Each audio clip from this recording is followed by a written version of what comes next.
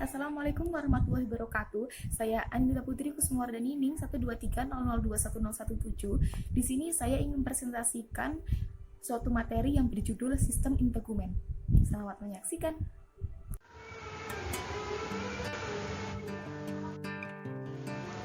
Yang pertama adalah pengertian dari sistem integumen. Kata integumen ini berasal dari bahasa Latin integumentum, yang berarti penutup. Sistem integumen atau biasa disebut kulit adalah sistem organ yang membedakan, memisahkan, melindungi, dan menginformasikan manusia terhadap lingkungan sekitarnya dan merupakan organ yang paling luas, di mana orang dewasa luasnya mencapai lebih dari 19.000 cm. Sistem integumen itu mencakup yaitu kulit, rambut, kuku, kelenjar keringat, dan kelenjar minyak. Kemudian fungsi dari sistem integumen. Yang pertama, sebagai pelindung atau proteksi terhadap mikroorganisme, penarikan atau kehilangan cairan dan zat iritan kimia maupun mekanik. Kedua, sebagai eksterosepsi atau penerimaan stimuli dari lingkungan luar, misalnya rasa sakit, gatal, panas, dan dingin. Yang ketiga, sebagai ekskresi atau pembuangan sisa metabolisme melalui kelenjar, misalnya kelenjar keringat pada mamalia. Nah, ini merupakan gambar dari bagian-bagian kulit, kalian bisa lihat sendiri ya. Kemudian struktur pada kulit itu ada 3. Yang pertama bagian luar epidermis, yang kedua bagian tengah dermis, dan yang terakhir bagian dalam hipodermis. Epidermis merupakan permukaan kulit paling luar dengan tebal kurang dari 0,07 sampai 0,12 mm. Epidermis tersusun dari lapisan epitelium bergaris, mengandung sel-sel pigmen yang memberi warna pada kulit dan berfungsi melindungi kulit dari kerusakan oleh sinar matahari. Nah, epidermis terdiri dari beberapa bagian sel. Berikut. 1. Stratum corneum, disebut juga lapisan bertanduk karena lapisan ini tersusun dari sel-sel pipih berkeratin yang merupakan sel-sel mati. Keratin itu adalah suatu protein yang bersifat tahan air, jadi lapisan ini merupakan mantel tubuh alami yang melindungi jaringan-jaringan yang di dalam dari kehilangan air. Lapisan ini secara terus-menerus mengalami gesekan dan mengelupas, namun secara terus-menerus pula selalu diganti oleh sel-sel yang lebih dalam. Yang kedua ada stratum lucidium, yaitu letaknya di bawah stratum corneum yang nampak lebih terang disebabkan akumulasi dari molekul keratin.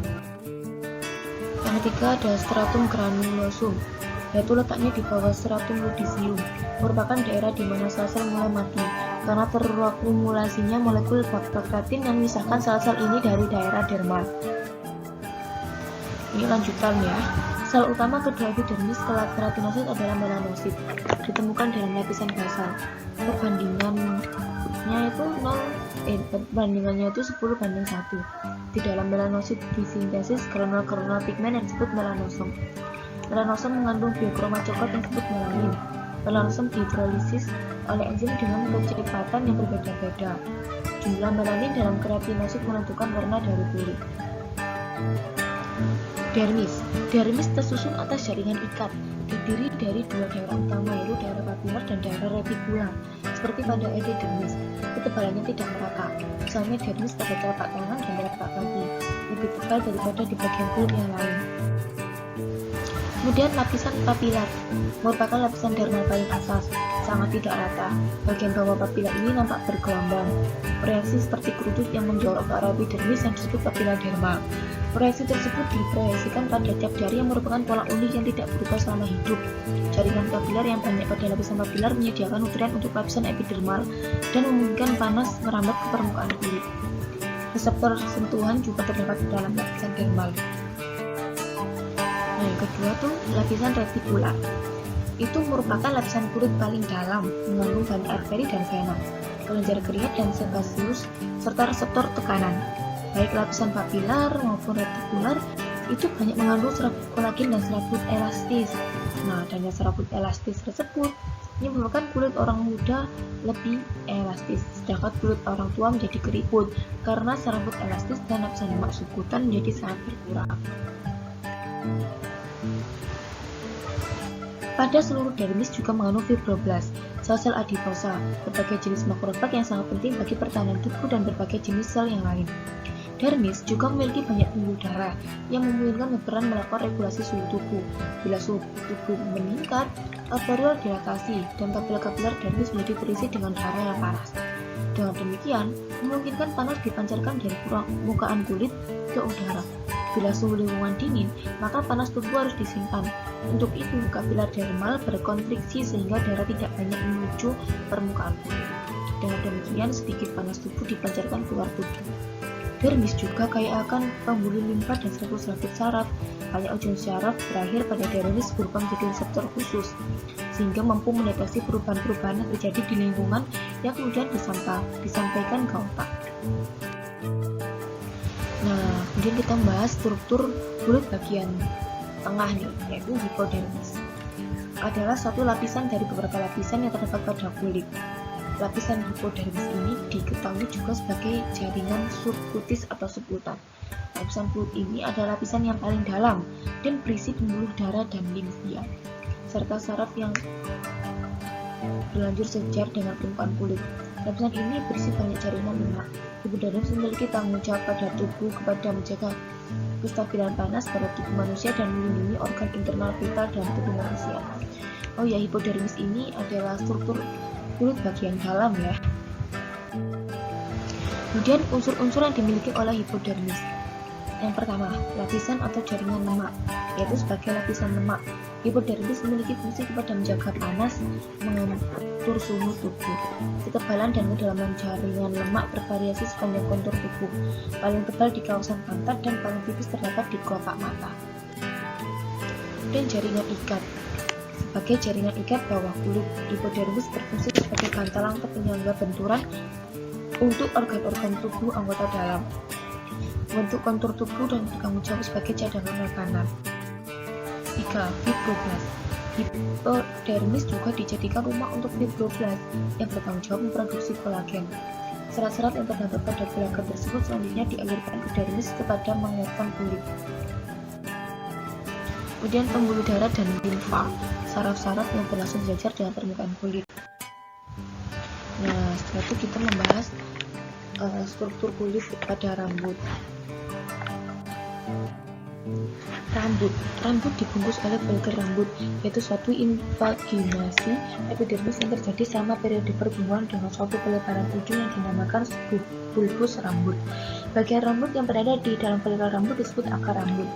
Rambut dibentuk oleh mitosis sel-sel epitelial germinal yang mengalami diferensiasi menjadi sel-sel yang membentuk medula rambut, korteks rambut, dan kutilar rambut. Sel-sel yang lebih tua didesak menjauh dari daerah pertumbuhan ini.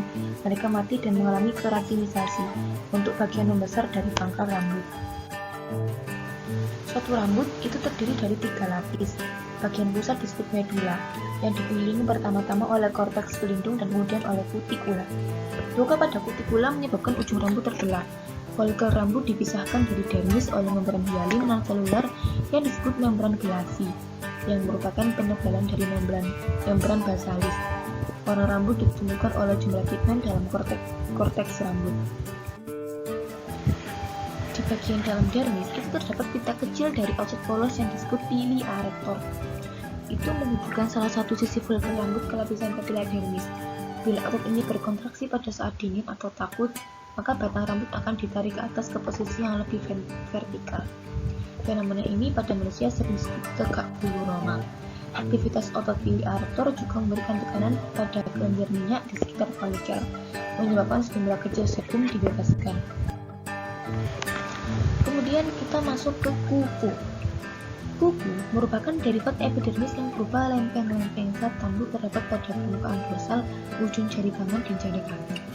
Kuku terdiri dari bagian akar dan bagian badan. Dilihat dari atas, pada bagian proksimal badan kuku terdapat bagian putih berbentuk bulan sabit yang disebut lunula. Warna putih lunula disebabkan epitel yang lebih tebal dari epitel kasar kuku dan kurang melebatkan epitel di bawahnya, sehingga transmisi warna pembuluh darah kurang dipancarkan. Kuku itu tersusun atas zat mati, yaitu lapisan kompak dari epitel yang mengalami pertambakan. Kuku tumbuh ke arah distal, meluncur di atas kulit dasar kuku yang dikenal sebagai hyponychium, yang melanjutkan diri ke epidermis yang meliputi permukaan ventral jari-jari. Perluasan epidermis berzat tanduk pada ujung proksimal lipatan kuku adalah hyponychium atau kutikula. Nah, kemudian kita masuk ke kelenjar kulit. Kelenjar kulit itu dibedakan menjadi 2 macam, yaitu kelenjar atau kelenjar minyak dan kelenjar minyak atau kelenjar cetacea. Ini kita bahas satu persatu ya. Ya, yang pertama kelenjar keringat. Merupakan kelenjar eksokrin yang ekskresinya dikeluarkan melalui pori-pori yang tersebar luas di seluruh permukaan kulit. Kelenjar kulit dibedakan menjadi dua macam berdasarkan sekresinya, yaitu kelenjar ekrin dan apokrin. Kelenjar ekrin itu tersebar di seluruh permukaan tubuh memproduksi keringat jernih yang terutama mengandung air, NaCl, dan urea. Sedangkan kelenjar apokrin dijumpai pada ketiak dan daerah genital. Di samping mensekresikan air, NaCl, dan urea, kelenjar ini juga mensekresikan zat dari bahan dasar protein bersusu yang merupakan medium ideal untuk mikroorganisme yang berada dalam kulit. Kelenjar keringat berada di bawah pengendalian sistem syaraf, merupakan bagian penting dari alat regulasi suhu tubuh. Bila suhu lingkungan cukup panas, maka kelenjar keringat akan mensekresikan keringat ke permukaan tubuh untuk kemudian diuapkan ke airnya. Penguapan ini menggunakan panas tubuh, sehingga penguapan keringat berlaku sebagai sistem keadaan darurat untuk membebaskan panas apabila sistem pendingin kapiler tidak bekerja dengan baik untuk memelihara hemostasi. Nah, ini merupakan gambar dari kelenjar tadi ya. Nah, kemudian kelenjar minyak. Terdapat hampir di semua permukaan kulit kecuali daerah-daerah yang tidak berambut seperti telapak tangan dan telapak kaki. Saluran kelenjar minyak biasanya bermuara pada bagian atas folikel rambut, tetapi pada beberapa terbuka langsung ke permukaan kulit, seperti pada glans penis, glans klitoris, dan bibir. Sekresi kelenjar minyak disebut sebum, merupakan campuran dari zat-zat berminyak dan pecahan-pecahan sel. Sebum berfungsi sebagai pelumas yang memelihara kulit tetap halus, serta rambut tetap kuat. Sekian presentasi dari saya. Wassalamualaikum warahmatullahi wabarakatuh.